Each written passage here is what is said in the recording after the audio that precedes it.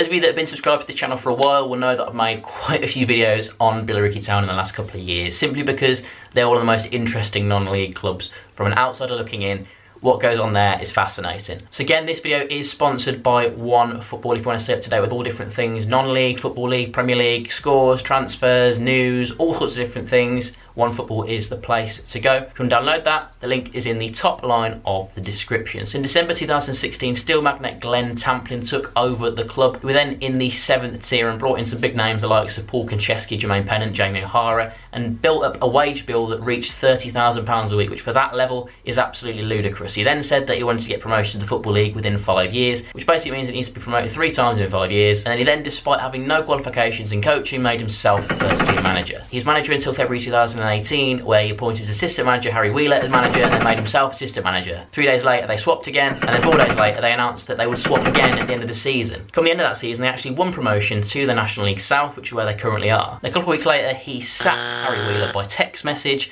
5 minutes before the end of the game away at Chippenham, which would be their first league defeat of the season. Glenn Tamplin then tried to convince Harry Wheeler to get his job back, but he declined. Then he went to Maidstone, became manager at Maidstone for a couple of months, then got sacked at Maidstone, and now he's back at Billericay. So 147 days after being sacked as Billericay Town manager and leaving under this cloud of controversy of being sacked by text, Harry Wheeler has forgiven Glenn Tamplin and he's back as manager again. It's absolutely crazy in my opinion where Harry Wheeler would ever consider going back to Billericay in a situation where he was made manager, then assistant manager, then assistant manager, and then he was sacked by text. Also, in the time that Harry Wheeler's gone, Dean Brennan, the manager that was there for a couple of months, he had to decrease the size of his squad and decrease the budget because they wanted to make the club more self-sustainable, which I'll talk about a bit more in a bit.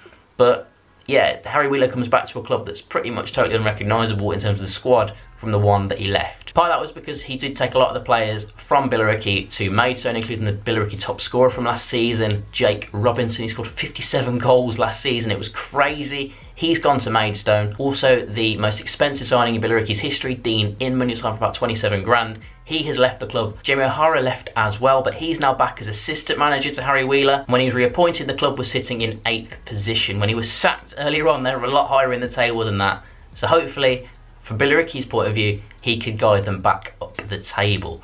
His first game in charge was a 2-2 draw away at Concord Rangers, which lifted them back up into the playoff places. They're now on the outside position in the playoffs in 7th place.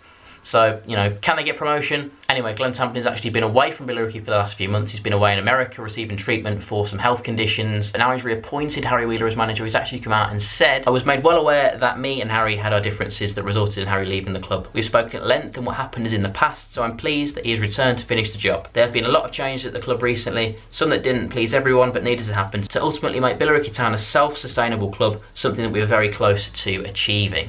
Now, a bit about self-sustainable. What do they class as self-sustainable? Because looking through their squad still looks like it's one that's got a very high budget. Are they going to have the income streams, revenue streams from loads of different areas? Does that mean that Glenn Tamplin's putting a certain amount each month and no more, and he's decreasing the amount that he's putting into the club?